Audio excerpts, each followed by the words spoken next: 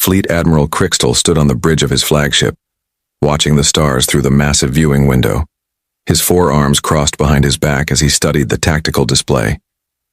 The Zephyrian warfleet stretched out before him like a deadly swarm of metal insects. 200 ships, each one capable of destroying entire planets. The Admiral's scaled skin gleamed under the bridge lights. His yellow eyes held the confidence of a warrior who had never lost a battle. In 30 years of conquest, he had brought 50 worlds under Zephyrian control. The humans would be number 51. A soft chime echoed through the bridge. Communications Officer Vexry turned toward the Admiral, her head tentacles twitching with nervousness.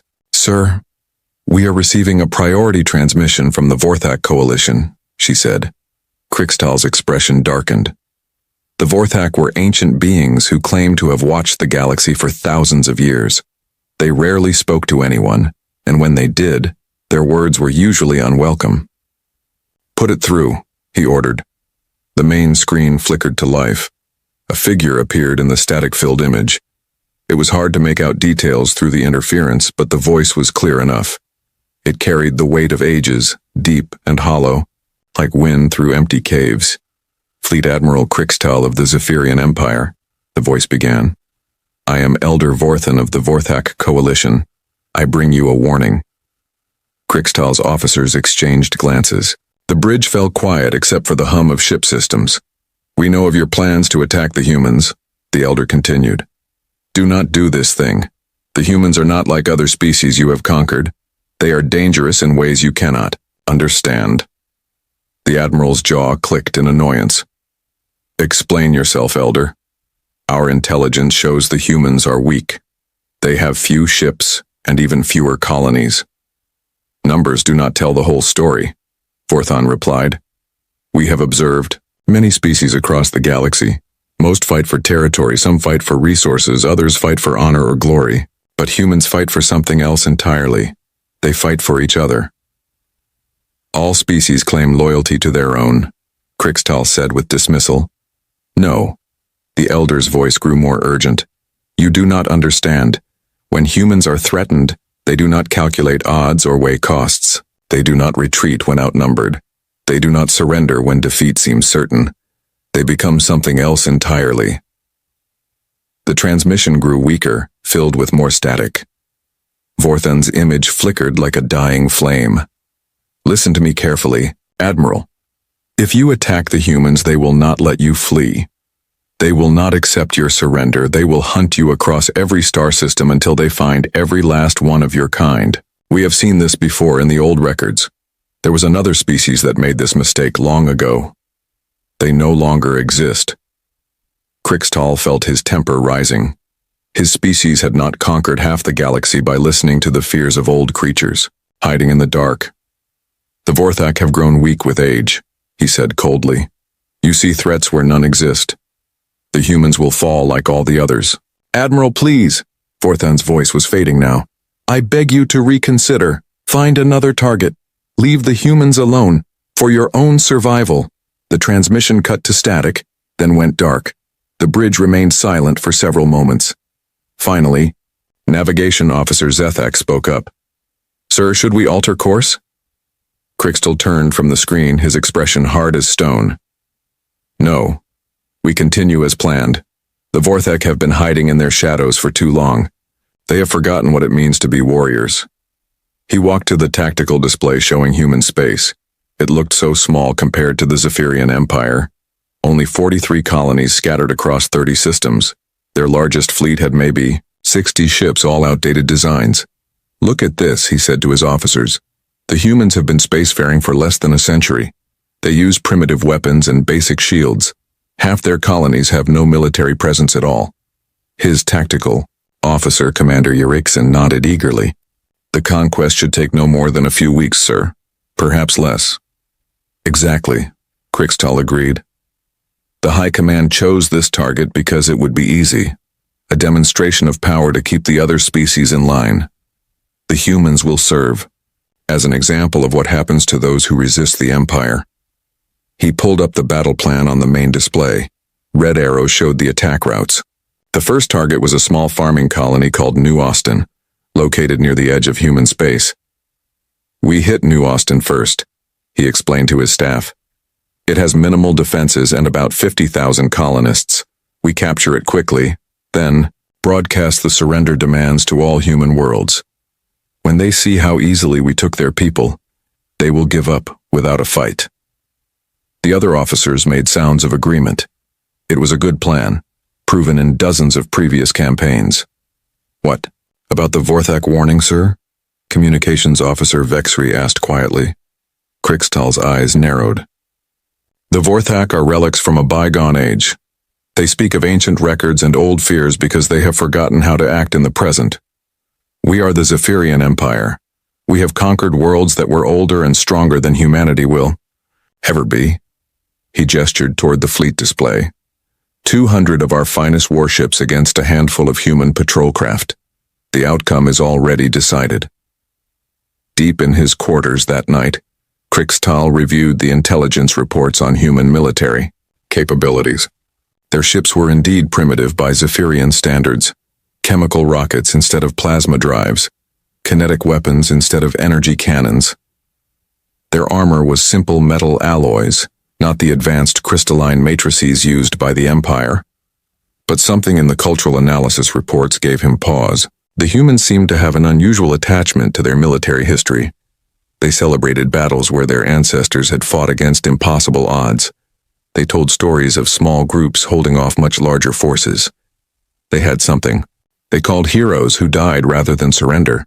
Still, Krikstal reasoned, every species had its myths and legends. When faced with real overwhelming force, they all chose survival over glory. He dismissed the reports and went to sleep, dreaming of another easy victory to add to his record. 3 days later, the Zephyrian fleet dropped out of hyperspace at the edge of the New Austin system. The small human colony sat undefended before them, just as intelligence had predicted. Begin the attack, Admiral Krikstal ordered. He had no way of knowing that in 18 months, he would be the last surviving member of his species' military command, desperately trying to hide in an abandoned system at the galaxy's edge, while human hunter ships closed in from all directions. The warning had been ignored. Now the lesson would begin. Captain Jake Morrison was drinking his morning coffee when the alarm started screaming. He nearly dropped his mug as he ran to the command center of New Austin Colony. The morning shift was already at their stations, faces pale as they stared at their screens. What do we have? Jake asked his communications officer. Lieutenant Amy Patterson looked up from her console, her hands shaking slightly. Sir, we have contacts dropping out of hyperspace at the system edge. Lots of them. Jake moved to the main display. Red dots appeared on the tactical screen like drops of blood. 1 dot, then 5, then 20. The numbers kept climbing. How many? He asked. Still counting, sir. At least 100. Maybe more. Amy's voice was steady despite her fear. They're not responding to our hails. Jake had been a soldier before becoming a colony administrator. He had served in 3 different wars before retiring to New Austin. He knew what a fleet that size meant. Sound general quarters, he ordered. Get everyone to the shelters. Send an emergency broadcast to Earth Command. Tell them we're under attack. The colony had 50,000 people spread across a dozen settlements. They had never expected to need the underground bunkers that had been built into every town. Jake had thought they were a waste of money. Now he was grateful for them. Amy worked quickly at her station. Message sent, sir, but it will take 3 days to reach the nearest human fleet. Then we hold for 3 days, Jake said simply. The alien ships moved through the system like a dark tide. Jake watched them approach on the sensors. These were not exploration vessels or trading ships. These were warships built for one purpose only. All civilian transports. Begin evacuation to the bunkers. He broadcast across the colony network. This is not a drill. All military personnel report to defensive positions. New Austin was not a military world, but like all human colonies, it had basic defenses. Orbital platforms with missile launchers, ground-based laser batteries, a small patrol fleet of 6 ships. Jake knew it would not be enough, but he also knew they would try anyway. The attack began 2 hours later. The alien ships opened fire from long range, their weapons lighting up space like deadly fireworks.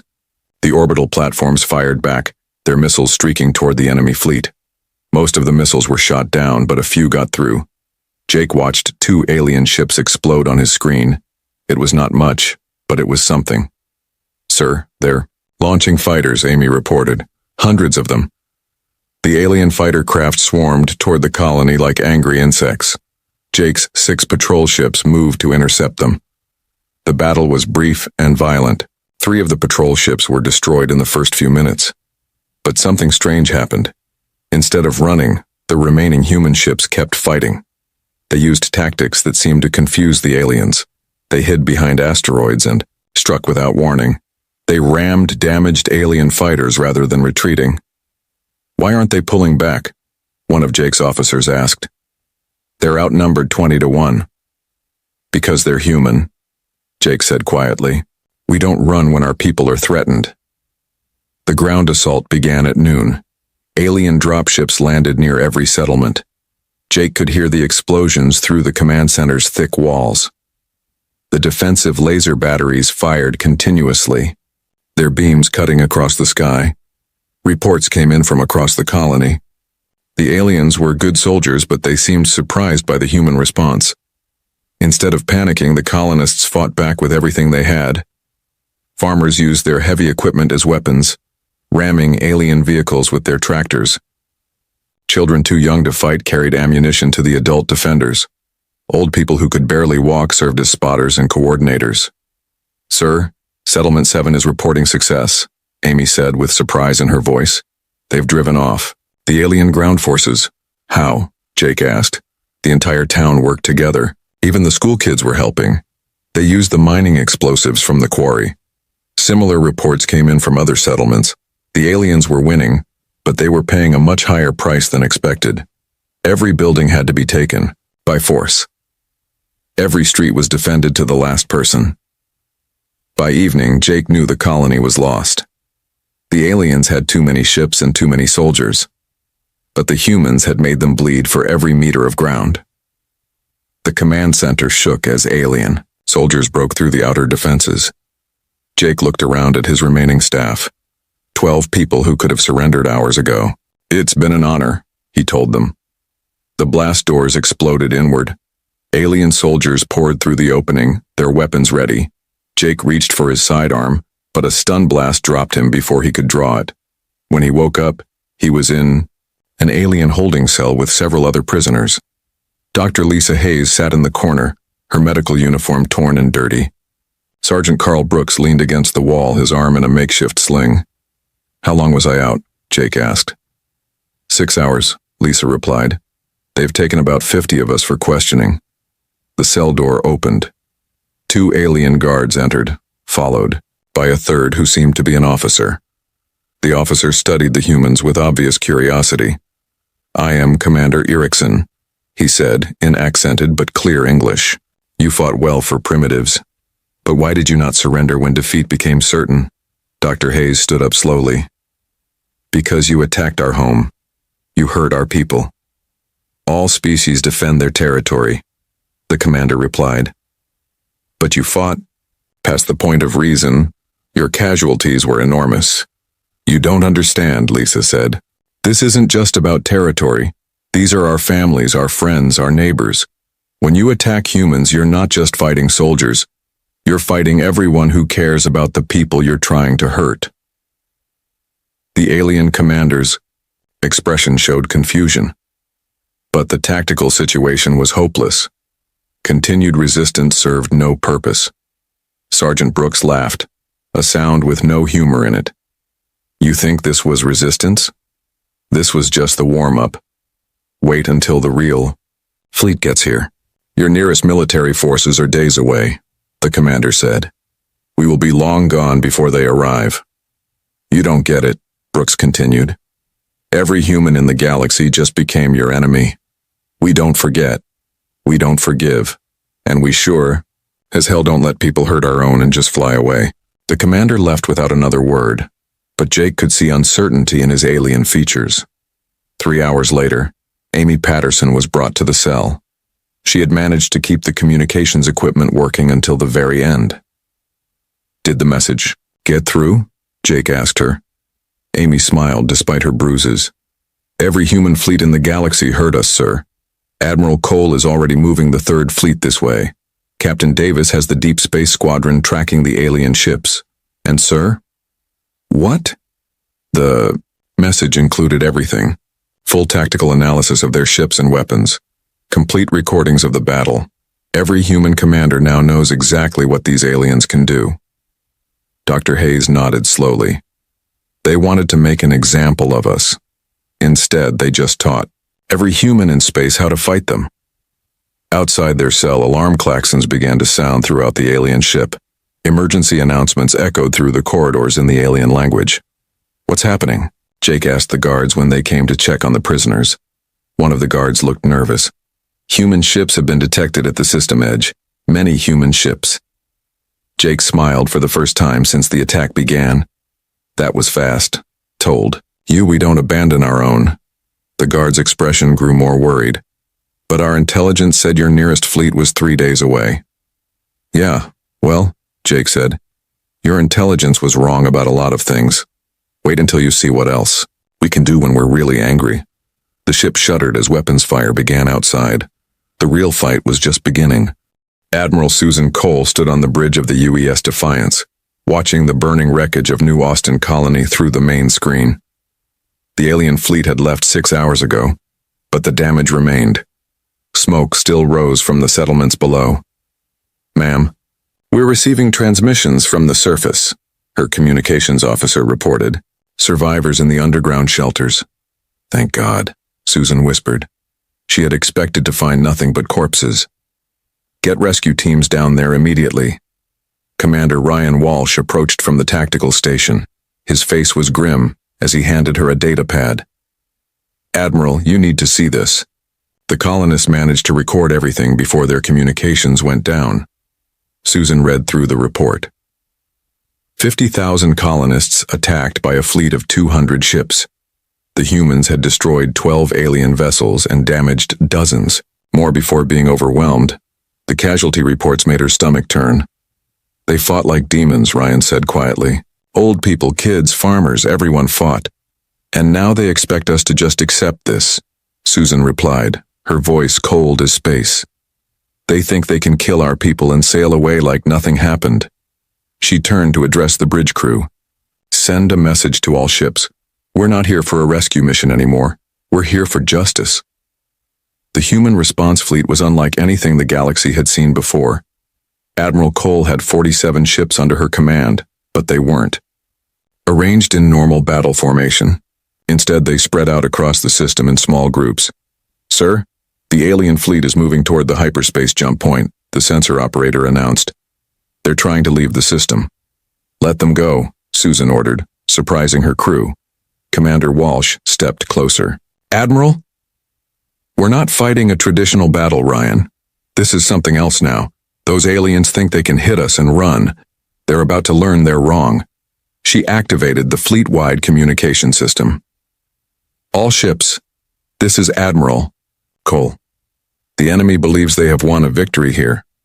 They believe they can return to their space and continue their lives as if nothing has happened. We're going to show them otherwise." The human ships moved with purpose that seemed chaotic to outside observers.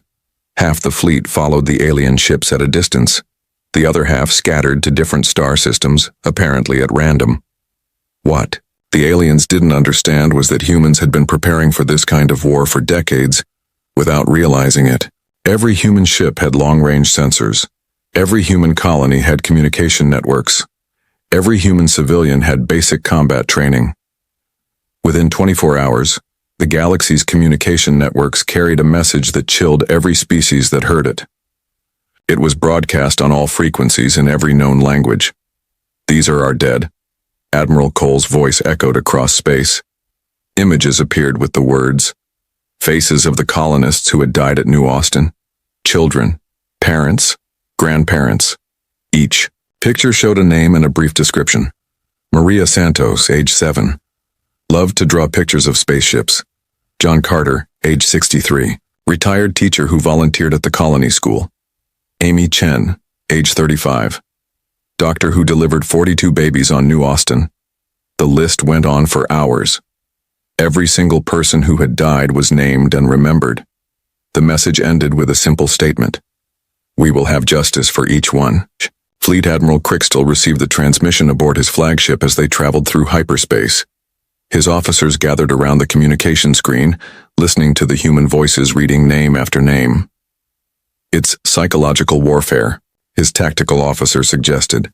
They're trying to make us feel guilty. But Crichton wasn't so sure. There was something in the human admiral's voice that he had never heard before. Not anger, which he understood. Not hatred, which he had seen in other conquered species. This was something colder, more final. Sir, we're receiving reports from our border worlds, his communications officer announced. Human ships have been spotted in 7 different systems. Invasion fleets? Crichton asked. No, sir. Small groups. 3 ships here, 5 ships there. They're not attacking our worlds, they're just watching. The first real attack came 3 days later.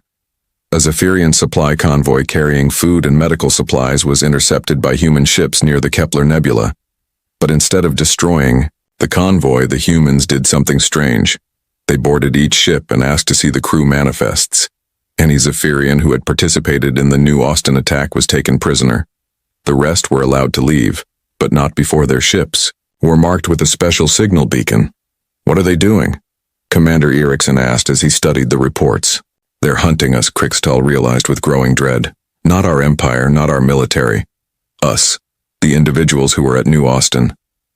More reports came in over the following days.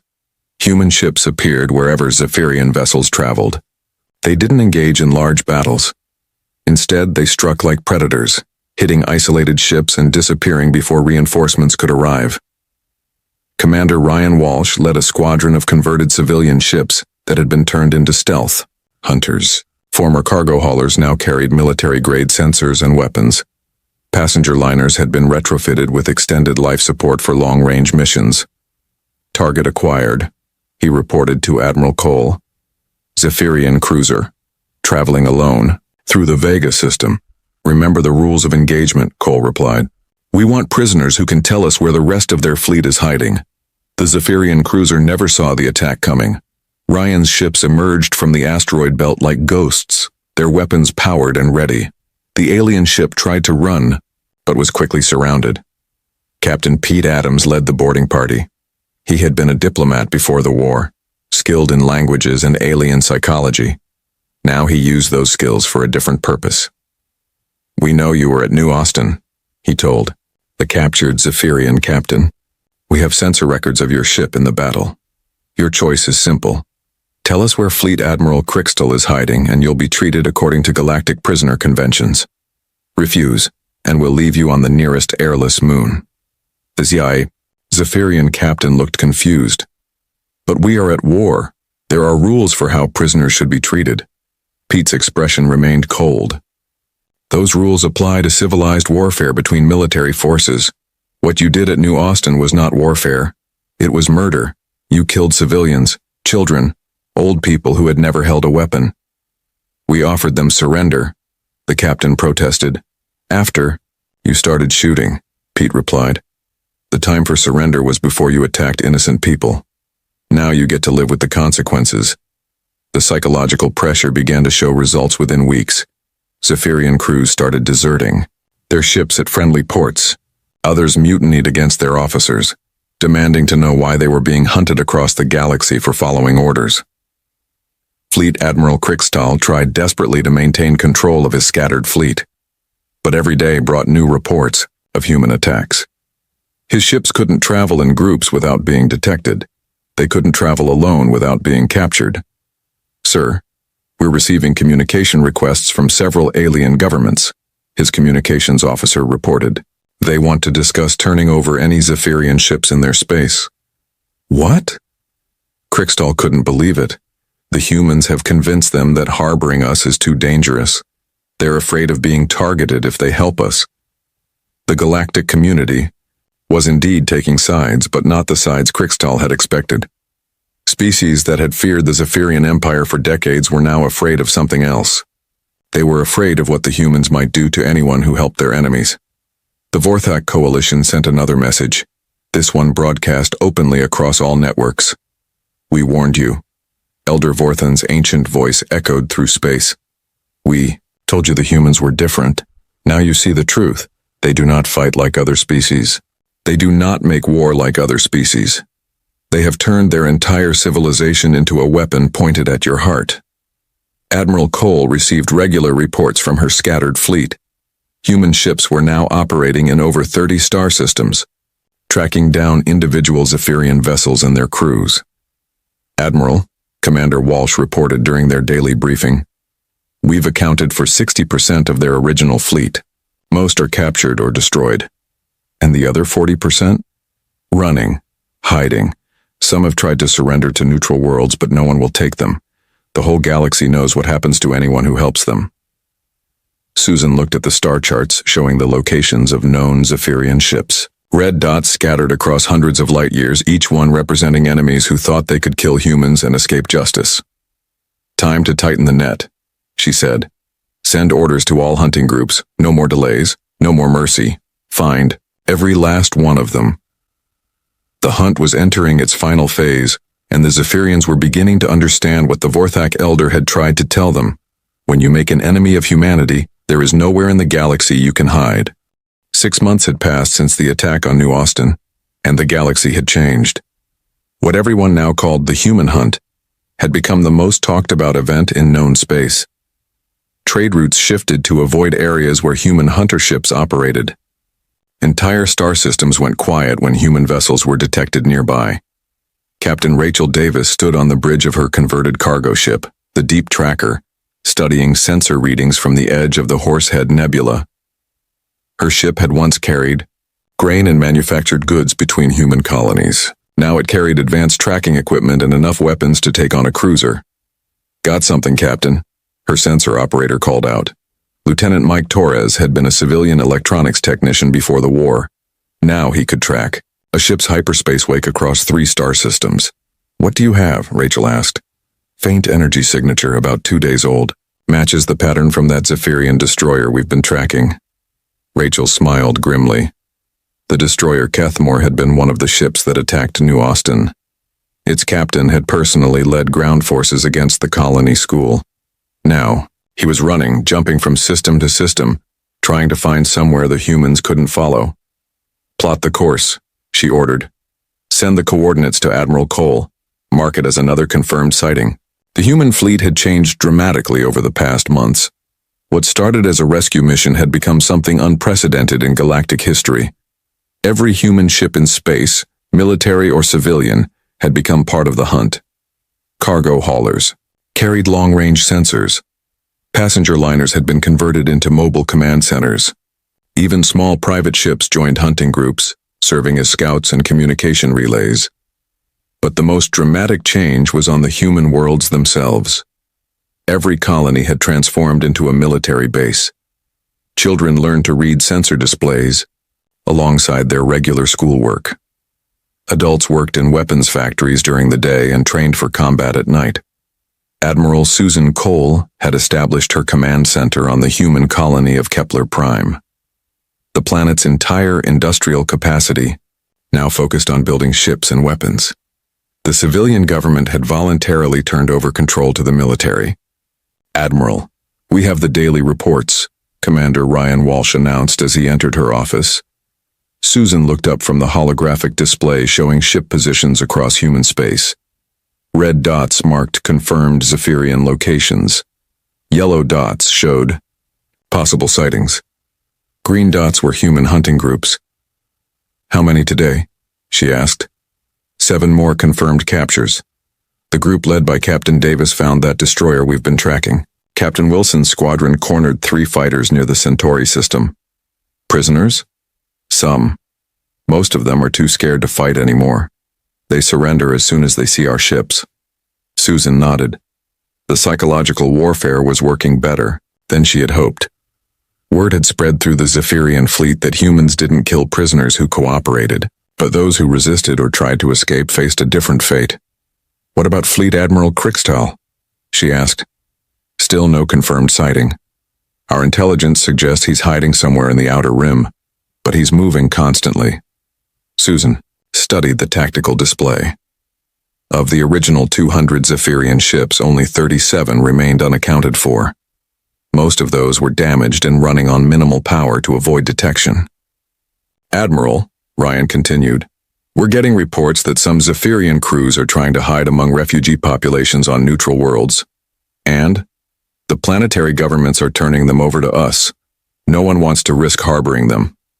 This was perhaps the most remarkable development of the entire conflict. The human hunt had convinced most of the galaxy that helping the Zephyrians was too dangerous. Even species that had traditionally remained neutral in galactic conflicts were actively cooperating with human forces. The Altarian Republic had opened their space to human patrol ships.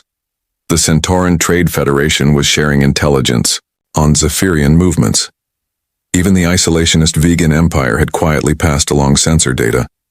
Meanwhile, thousands of light years away, Fleet Admiral Kriegstahl sat in his darkened ready room aboard his crippled flagship. The ship had been running on emergency power for 3 weeks, hiding in an abandoned system near the galactic rim.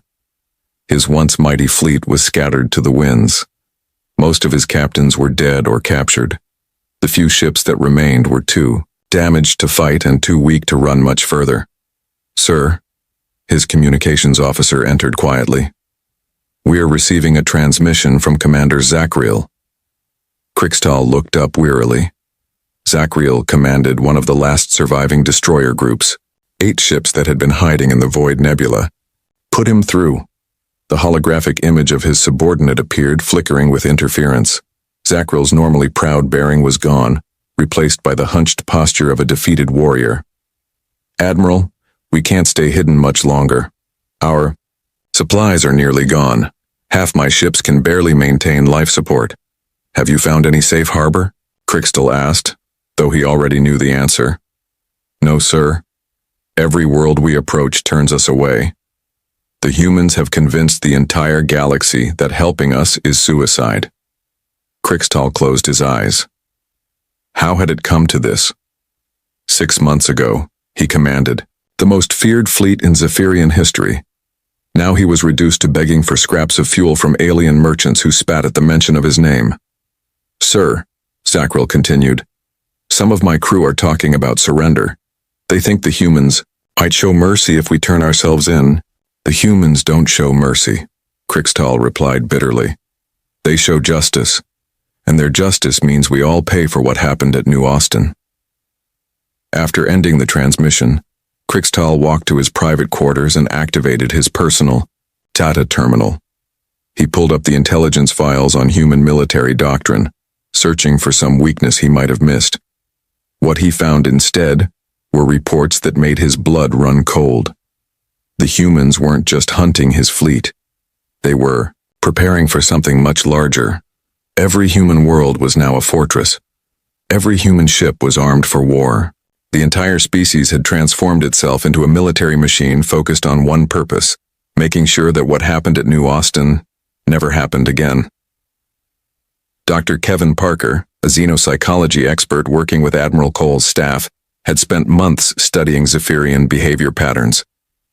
His reports painted a picture of a species in complete psychological collapse. They can't understand what we're doing, he explained to the Admiral during their weekly briefing.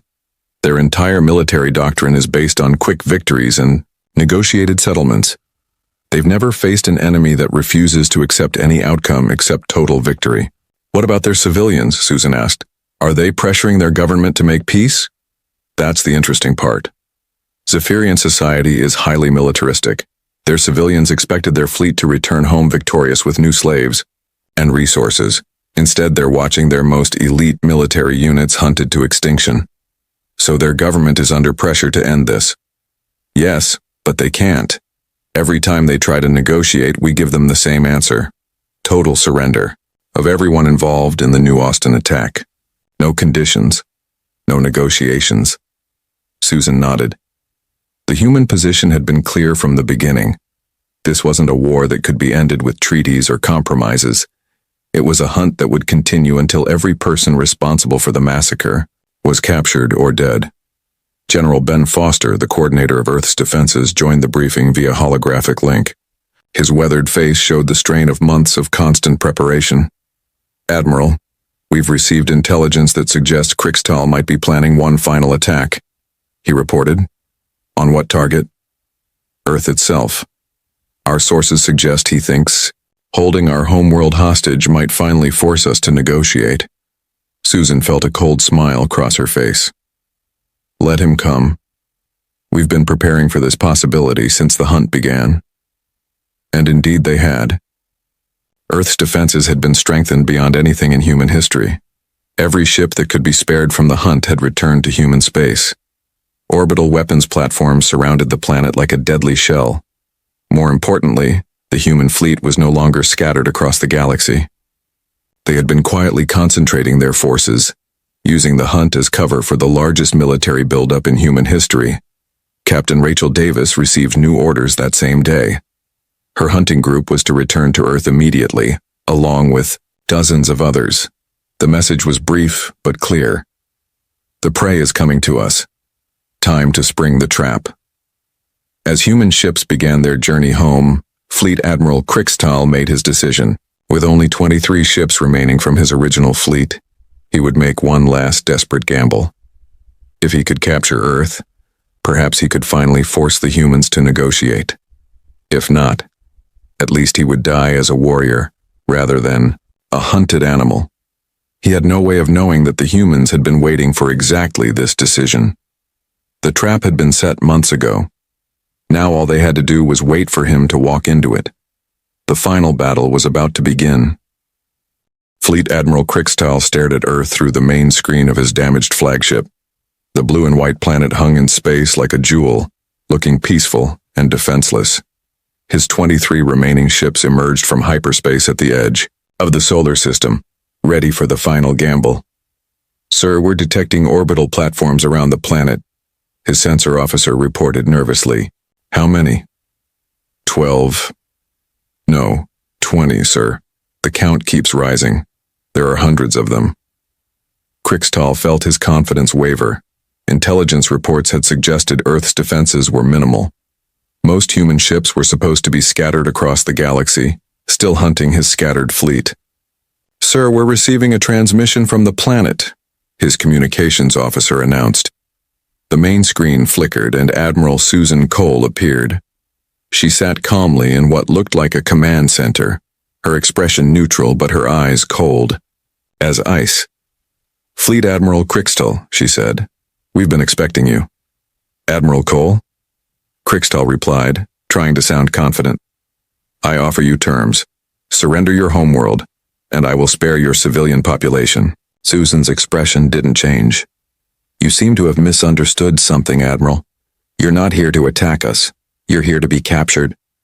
Before Krixtal could respond, his sensor officers screamed out a warning. "Sir, ships decloaking all. Around us, hundreds of them." The space around Earth suddenly filled with human warships. They materialized from behind asteroids, emerged from the shadow of the moon, and dropped their stealth fields to reveal the largest fleet concentration in human history. Captain Rachel Davis commanded a squadron of 50 converted cargo ships, all armed with the latest human weapons. Commander Ryan Walsh led the heavy cruisers that had been recalled from the hunt.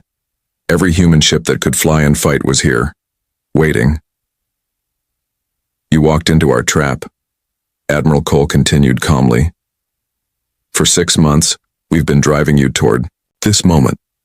Every time we let one of your ships escape, every time we left you a way out, we were hurting you here." Krixtal looked around desperately. His 23 damaged ships were surrounded by over 300 human vessels. Escape was impossible. "I demand to negotiate," he said, his voice cracking slightly. "The time for negotiation was before you. Attack New Austin," Susan replied. "You had a choice then. You chose to kill our people. Now you live with the consequences." The battle lasted less than an hour. The Zephyrian ships were too damaged and outnumbered to offer effective resistance. One by one, they were disabled by precise human fire. Their crews surrendered rather than face destruction. Krixtal's flagship was the last to fall. Human boarding parties swarmed through its corridors, meeting little resistance from the demoralized crew. The Admiral himself was found in his ready room, staring at a picture of his homeworld. He was brought before Admiral Cole in person, his hands bound and his uniform torn. Burns covered half his face from the battle, and his proud bearing was completely gone. "Why?" he asked as he stood before her. "We offered surrender. We offered to pay for the damage. Why wouldn't you let us go?" Susan stood up from her chair and walked to the large window overlooking Earth. The planet turned slowly below them, blue oceans and white clouds hiding the billions of people who lived there. "Do you see that world, Admiral?" she asked. "Yes. Every person on that planet knows the name of every human who died at New Austin. Maria Santos, age 7, John Carter, age 63, Amy Chen, age 35. We remember all of them." She turned to face him. "You didn't just attack a colony, Admiral. You didn't just capture territory or steal resources. You killed our families. You made it personal." "But we are soldiers," Krixtal protested. "We were following orders. This is how war has always been conducted." "Not with humans," Susan replied. "When you attack our people, you don't just fight our military. You fight every human in the galaxy. Every parent who imagines their child being hurt. Every person who understands that today it was New Austin, but tomorrow it could be their home." She walked closer to him. "That's why we never let you go. That's why we hunted you across hundreds of star systems.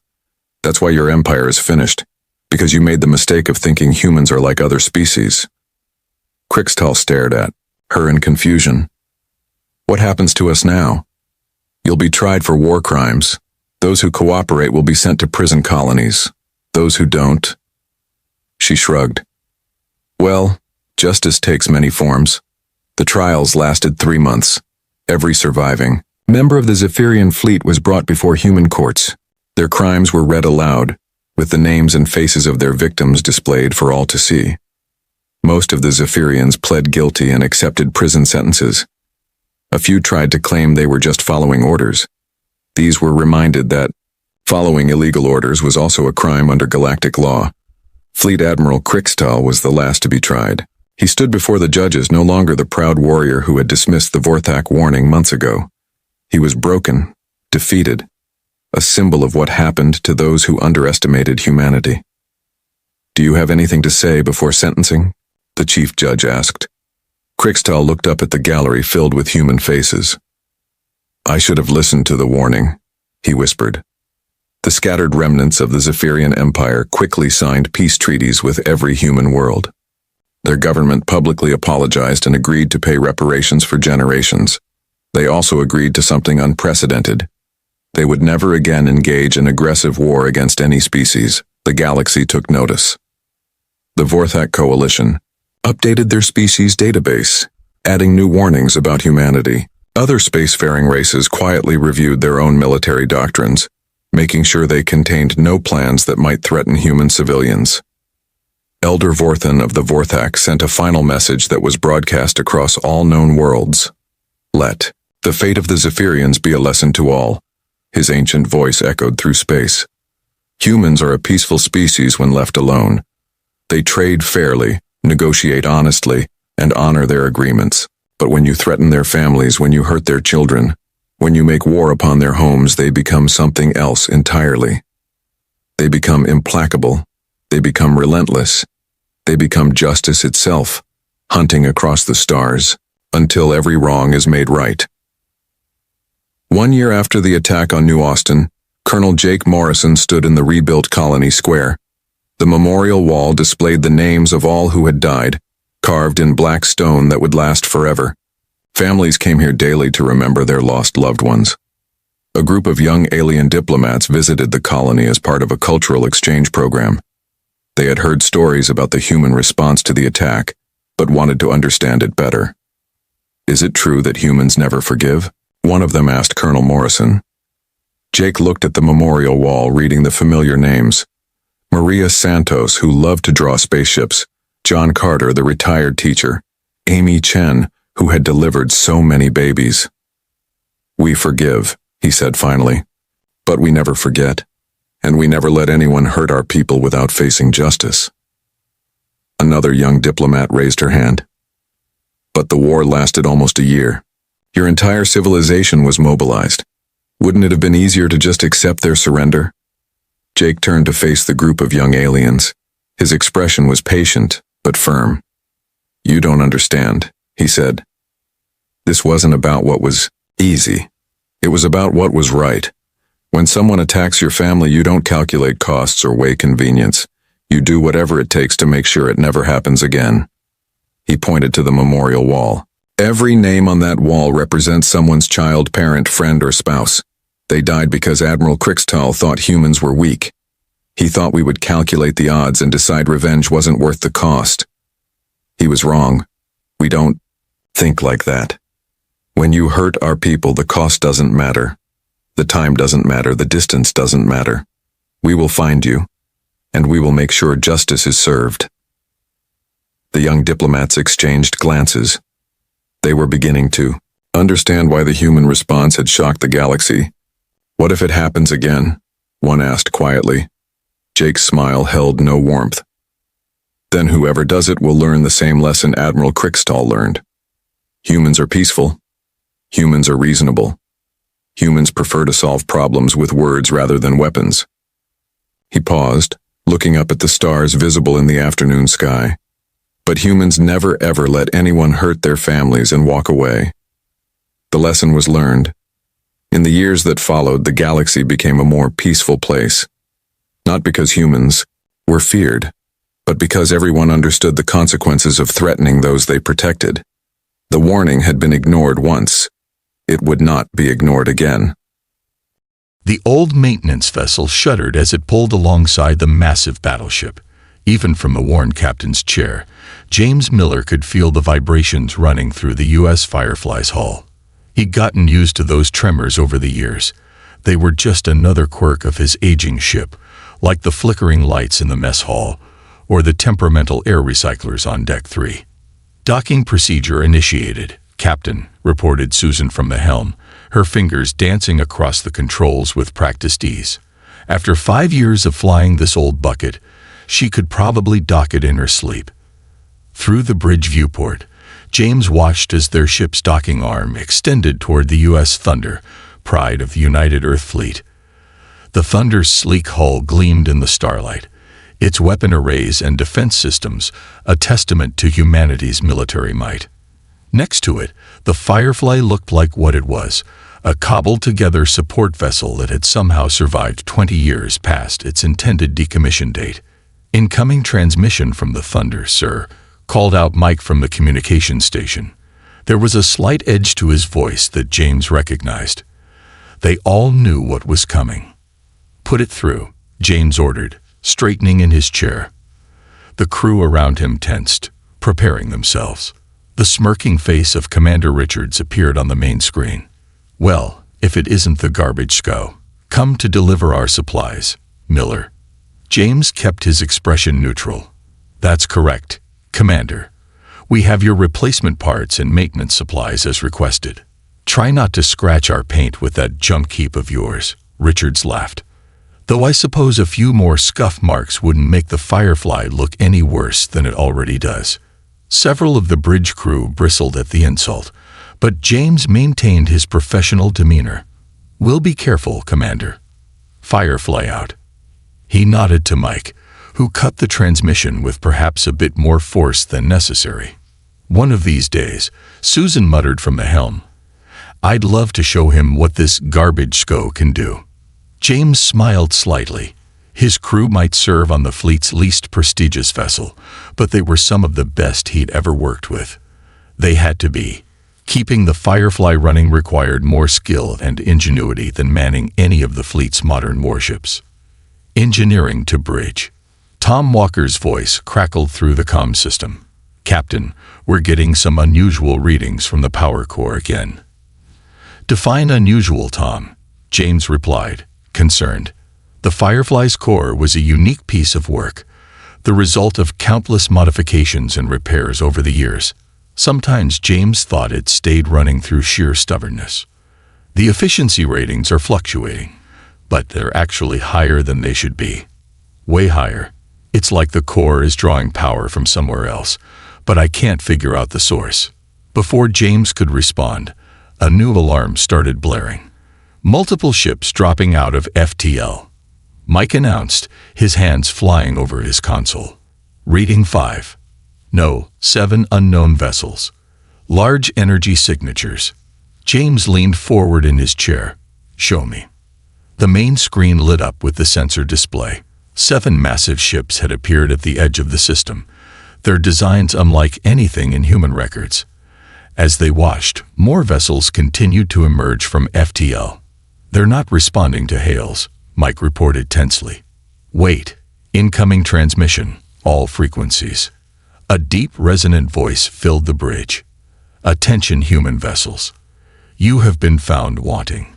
Your technology is primitive. Your defenses inadequate. Surrender now, and you may be permitted to serve the Dominion. James watched as the Thunder's weapon systems came online, its massive hull turning to face the threat. Around them, other fleet vessels began moving into defensive positions. The Firefly, still attached to the Thunder by its docking arm, was caught in the middle. Sir, Tom's voice came through again, more urgent now. The power core. It's reacting to something from those ships. The energy patterns are going crazy. Get us loose from the Thunder, James ordered Susan. But stay close. We might need to help with evacuations if this goes bad. He knew the Firefly's role in combat. They weren't meant to fight, but to save lives where they could. The alien vessels opened fire. Streams of eerily beautiful energy weapons lashed out at the human fleet. The Thunder's shields flared as they took multiple hits but held. Other ships weren't so lucky. The Ross is in trouble, Susan reported. Direct hit to their engines. They're losing power. Take us in, James commanded. Prepare for emergency transport of their crew. As they maneuvered toward the stricken vessel, one of the alien energy beams struck the Firefly's port side. James braced for destruction. Their shields were decades out of date, barely able to stop micrometeors, let alone advanced weapons. But destruction didn't come. Instead, the ship shuddered, and every display on the bridge lit up with unprecedented energy readings. In engineering, Tom was shouting something about power levels that shouldn't be possible. What just happened? James demanded. Sir, Tom's voice was filled with disbelief. The core.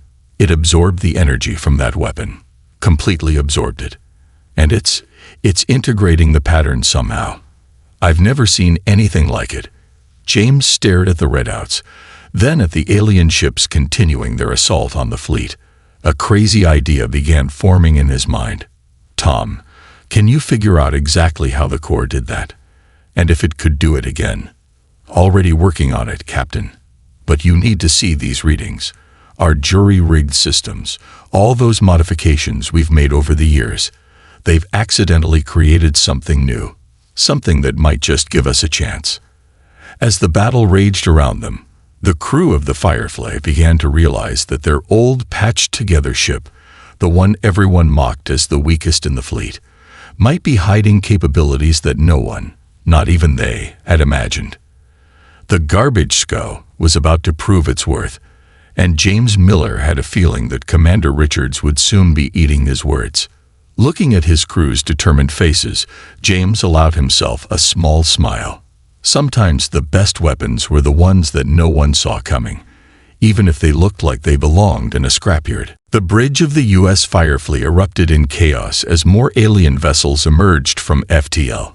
The ship's outdated sensors struggled to keep track of the mounting threats, their displays flickering with each new arrival. James Miller gripped his captain's chair tightly, watching as the pride of the human fleet engaged the mysterious Dominion forces. The Thunder's shields are failing. Mike called out from his station. Through the viewport, they could see the massive battleship's defensive barriers flickering under the relentless alien assault.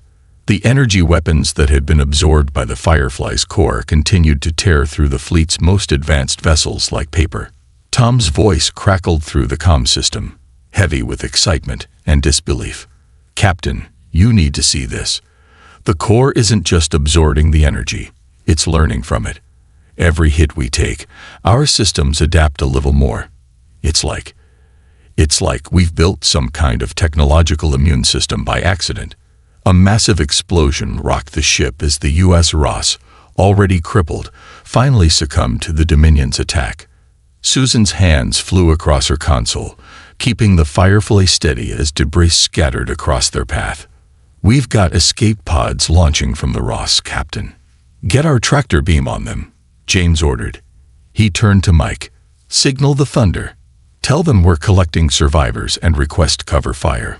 The response came quickly, but not from Commander Richards. "Thunder's bridge is hit," a panicked voice announced.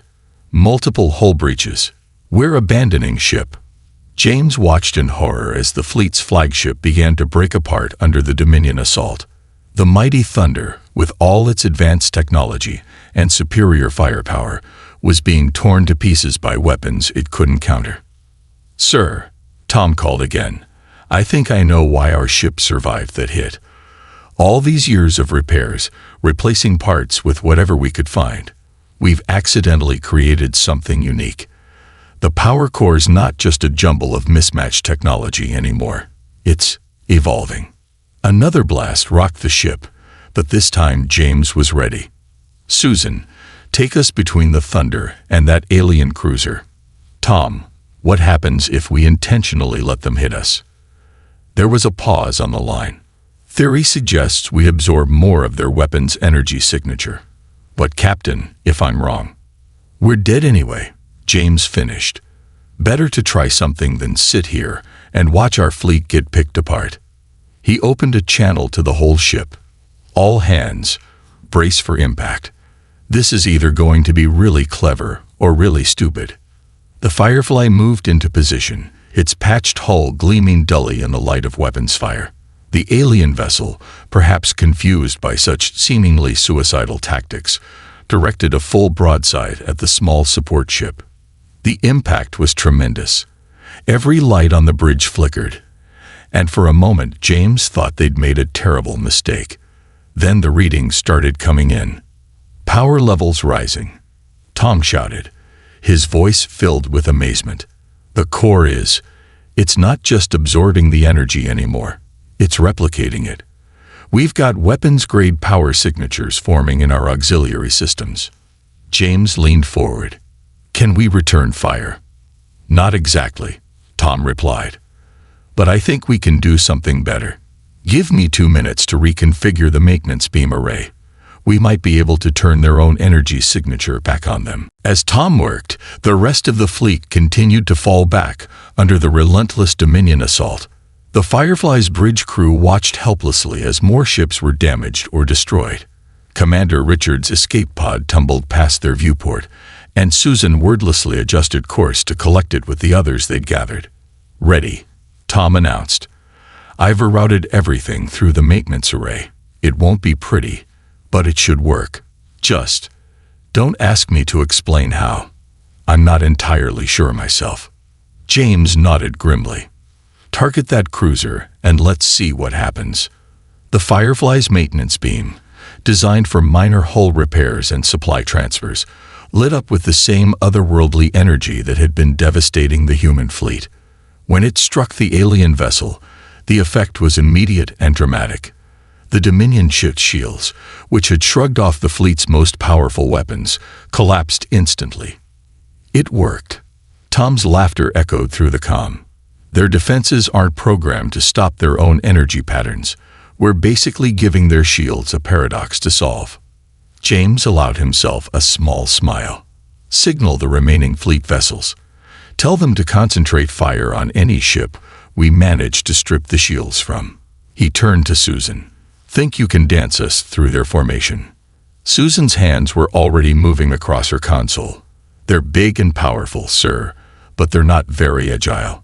This old girl might not look like much, but she can run circles around them."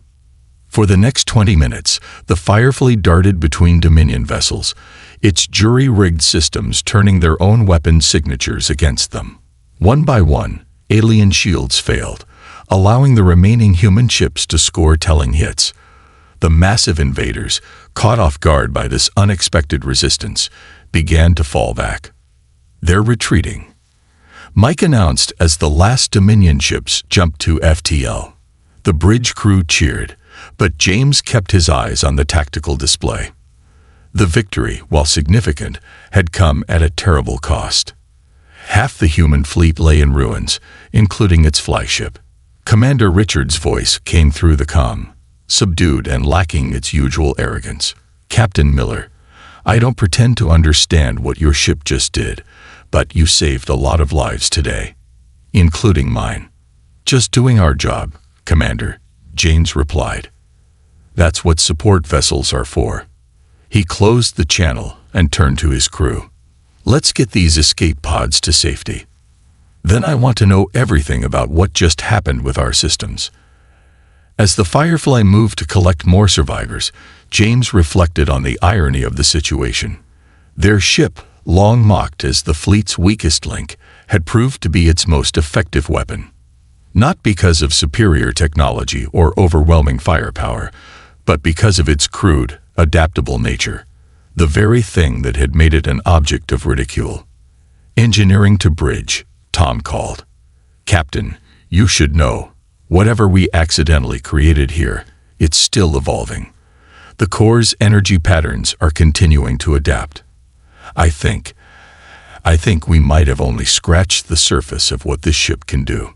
James looked around his bridge, at the flickering displays and patched together systems that had just helped save humanity from its first alien encounter.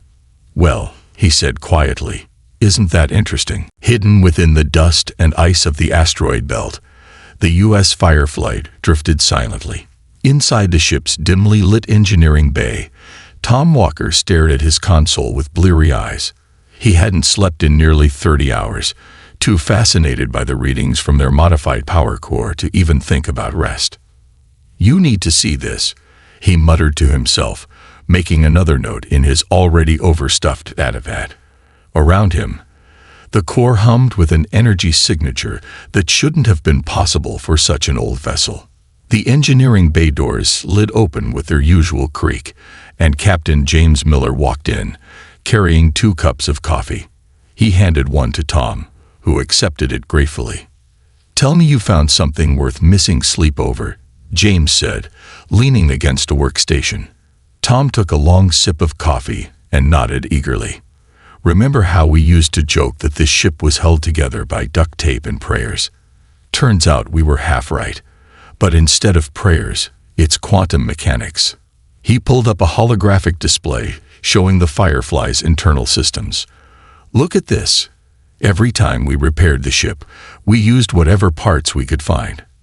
Different technologies, different generations of equipment, even some experimental stuff that never made it into mass production. Normal ships can't work that way. Incompatible systems cause interference, power losses, cascading failures. But the Firefly works just fine," James noted. "Most of the time, anyway." "That's just it," Tom exclaimed. "It shouldn't work at all. But all those mismatched parts created something new. The power fluctuations we've been seeing for years. That was the system learning, adapting, finding ways to make incompatible technologies work together. When the Dominion hit us with their weapons, it was just one more piece of foreign technology for the ship to integrate." The captain frowned thoughtfully. "You're saying our ship taught itself how to use alien weapons? Better than that." Tom brought up another display, this one showing energy patterns from the recent battle. "The core doesn't just copy their technology, it understands it. Every modification we've made over the years created new quantum pathways. The whole ship has become one giant adaptive matrix." A new voice joined the conversation, like a technological immune system. Anna Reed, the ship's science officer, walked in carrying her own datapad. "I've been analyzing Tom's findings. The quantum interactions between our mismatched systems created something similar to biological adaptation. The more different technologies the ship encounters, the better it gets at integrating them." James looked between his 2 officers. "And you're sure about this?" Anna nodded. I've run the simulations a dozen times.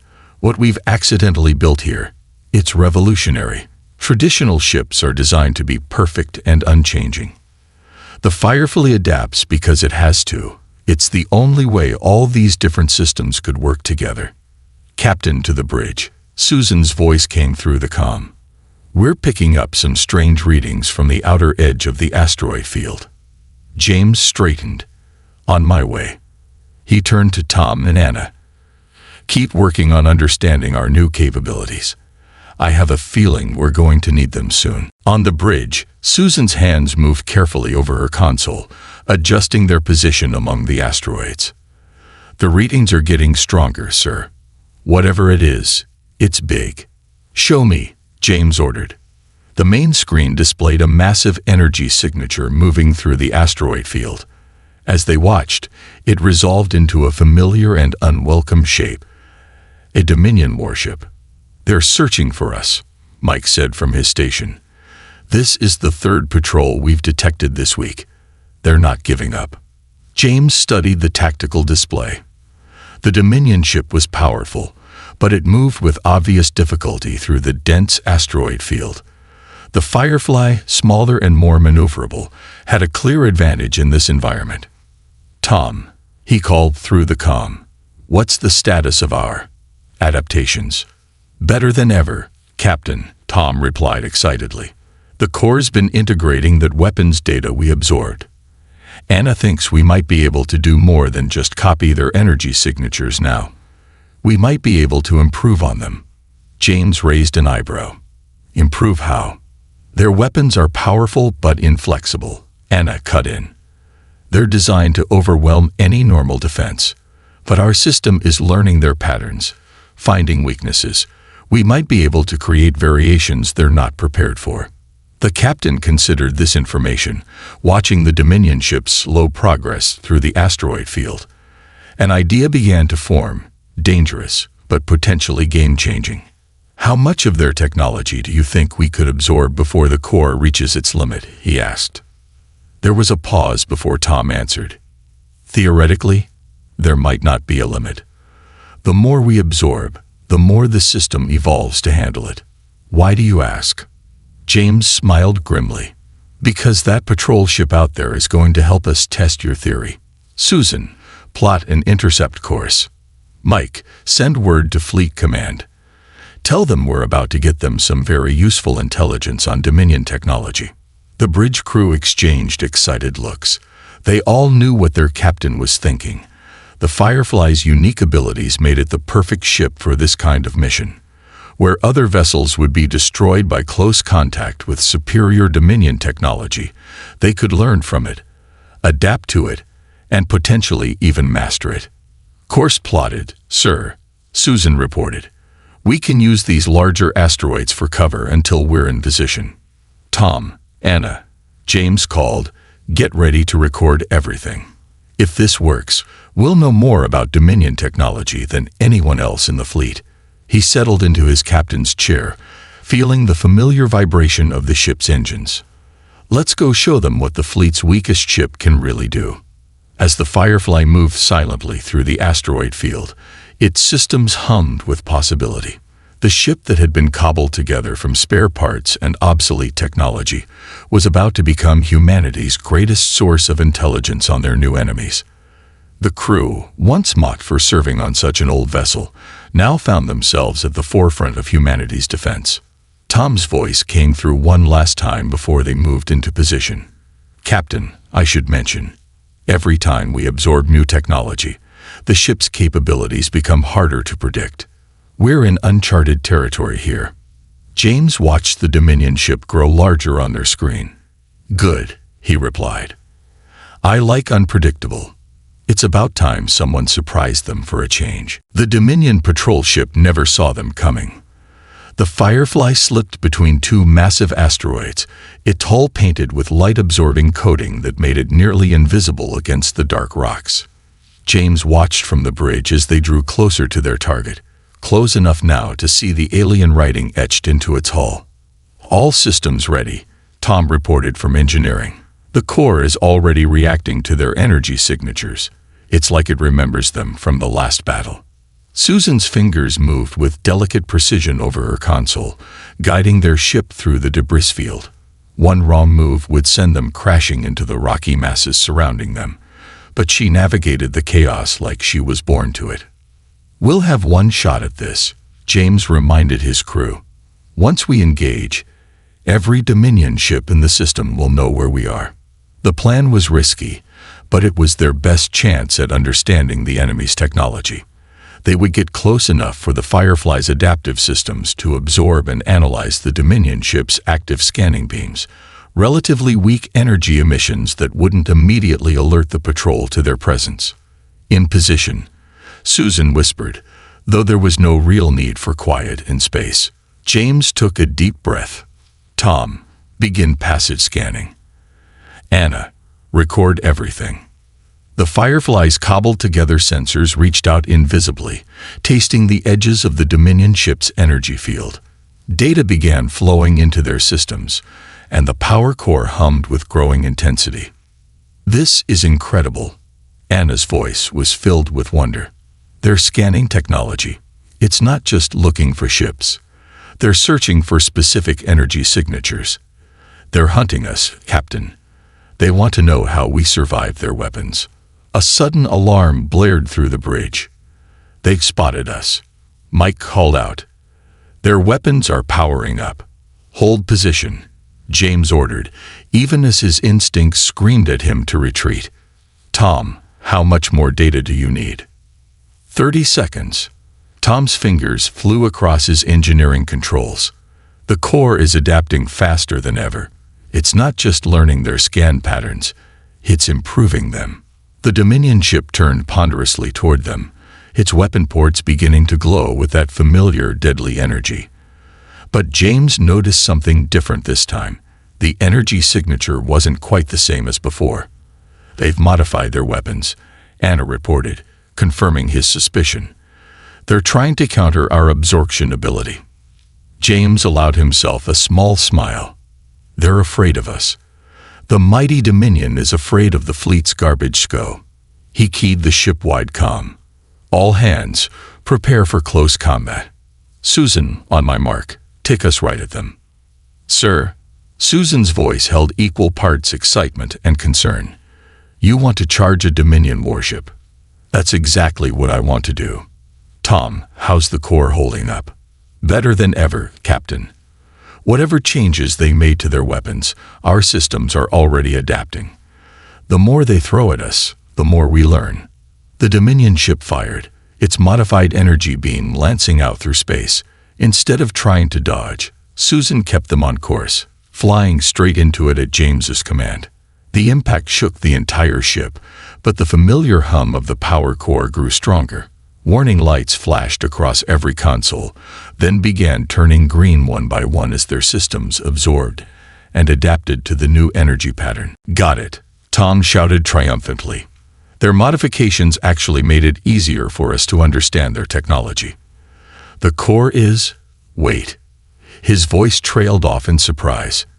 "Captain, we're not just absorbing their energy anymore. We're redirecting it, amplifying it."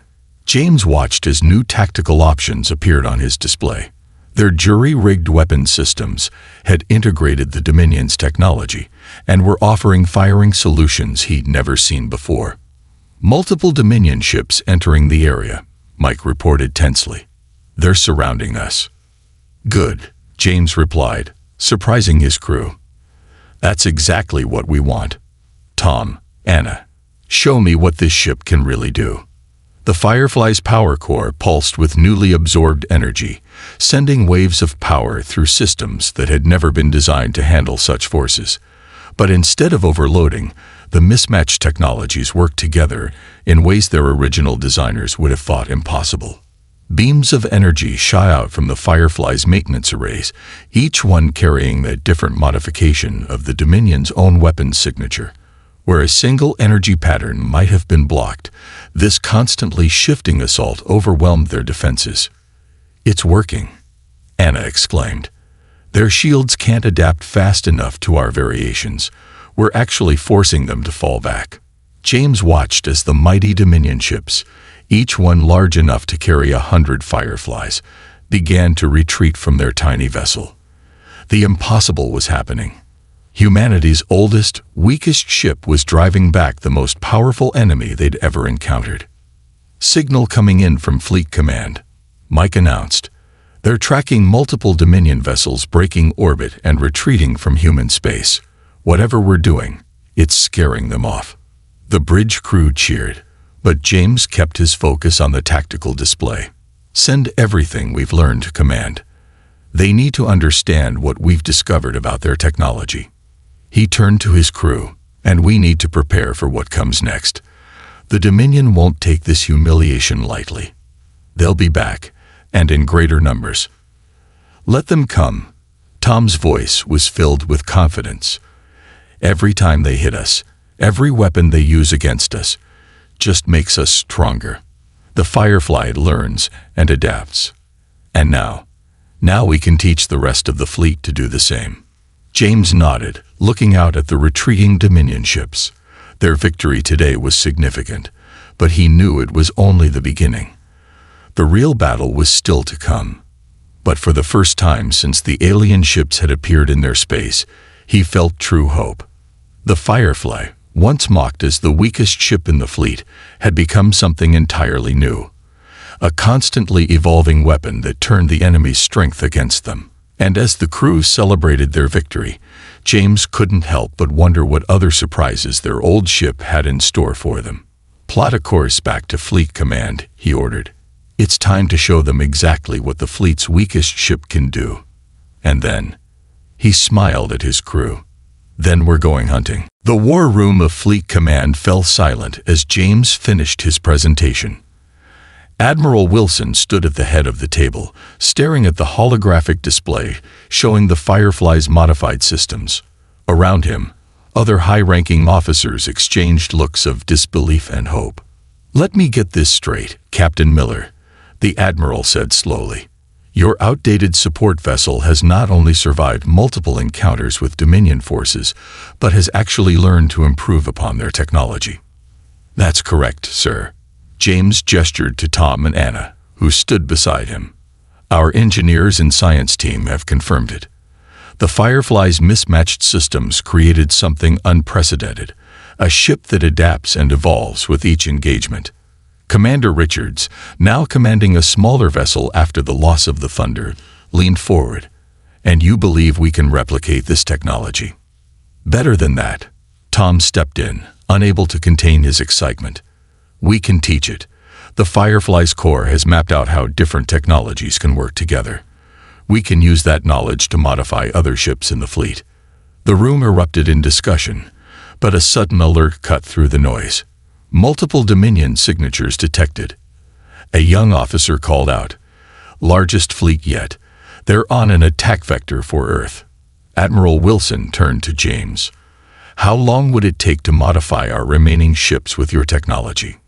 "Too long," James replied grimly. "But we have another option. The Firefly can act as a shield for the fleet. Our adaptive systems can protect other ships while they engage the enemy. We just need them to follow our lead." The Admiral studied the tactical display showing the approaching Dominion armada. Hundreds of ships, far more than their previous encounters. After a long moment, he nodded. "Do it. The fleet is yours to command, Captain Miller." Within hours, the Firefly led a formation of human ships out to meet the Dominion fleet. James stood on his bridge, watching as the massive alien vessels emerged from FTL. Their weapons were already charging, filling space with ominous energy readings. "They've upgraded their weapons again," Anna reported from her station. "The energy signatures are more complex than before." "Good," James replied. "The more complex their technology, the more our systems can learn from it. Susan, move us to the front of the formation. Tom, prepare to extend our adaptive field around the nearest ships." The Firefly's power core hummed with energy as they took position. Behind them, the remaining ships of the human fleet fell into formation, trusting their lives to the protection of what had once been their weakest vessel. The Dominion fleet opened fire, filling space with devastatingly powerful energy beams. But as each blast struck the Firefly's defensive field, its systems adapted and evolved. The energy was absorbed, analyzed, and redirected, creating a protective barrier that extended to nearby ships. "It's working," Tom called out excitedly. "The core is processing their weapons faster than ever. Each shot makes our defenses stronger." James watched as the Dominion fleet's initial assault proved ineffective. "Signal the fleet to begin their attack run. Focus fire on any target we designate." He turned to Anna. "Find me their weakest points." The battle that followed would be remembered as one of the most extraordinary in human history. The Firefly darted through the Dominion formation, its constantly evolving defenses protecting nearby human ships, while its modified systems turned the aliens' own weapons against them. Where the Dominion expected to find a weak and primitive fleet, they instead faced an enemy that grew stronger with every attack. Their superior technology, which had served them across countless conquests, was being analyzed, adapted, and improved upon in real time. "Their flagship is changing course," Mike reported. "They're trying to regroup." James allowed himself a small smile. "Not this time.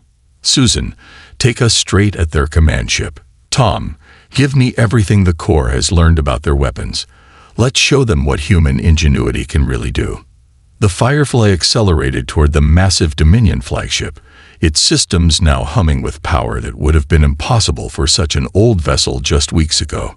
Energy collectors that had once been simple maintenance beams now pulsed with improved versions of Dominion technology. As they closed in, the alien vessel fired everything it had at them. But each blast was caught, analyzed, and transformed by the Firefly's adaptive systems.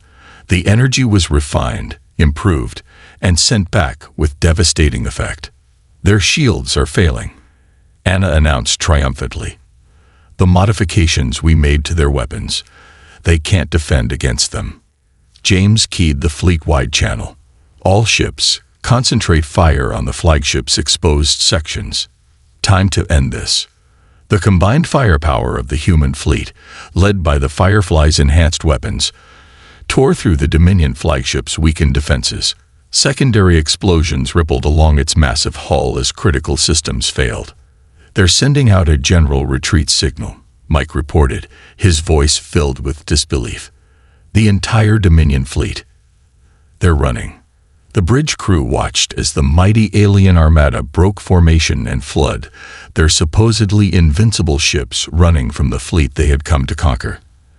As the last Dominion vessel disappeared into FTL, cheers erupted across all channels. Admiral Wilson's voice came through the comm. "Outstanding work, Captain Miller. You've just changed the course of human history. The Firefly will go down in history as the ship that saved Earth." James looked around at his proud crew. "Thank you, Admiral, but it wasn't just the ship. It was every repair we made, every modification we jury-rigged, every time we had to make do with whatever parts we could find. We won because we never stopped adapting." In the days that followed, the Firefly's unique technology began to be incorporated into other ships of the fleet. The vessel that had once been mocked as a garbage scow became the template for a new generation of adaptive warships. But none would ever quite match the original. The Firefly, with its decades of patches and repairs, its mismatched systems, and constantly evolving core, remained unique, a testament to human resourcefulness and the power of making the best of what you have. James stood in engineering with Tom and Anna, looking at the now famous power core. "You know what the real irony is," he mused. "If we'd had a newer ship or better equipment or proper replacement parts, none of this would have happened. We won because we were the weakest ship in the fleet." Tom patted the core's housing affectionately. "Just goes to show, sometimes the best weapons are the ones you never knew you had." The Firefly's systems hummed contentedly around them, still learning, still adapting, still evolving. The weakest ship in the fleet had become the strongest weapon humanity had ever known, not through superior technology or overwhelming force, but through the very qualities that had once made it an object of ridicule. And somewhere out in space, the Dominion fleet carried word back to their empire about the humans, a species whose greatest strength lay in their ability to turn weakness into power, and whose most dangerous weapon was a ship held together by ingenuity, determination, and whatever spare parts they could find.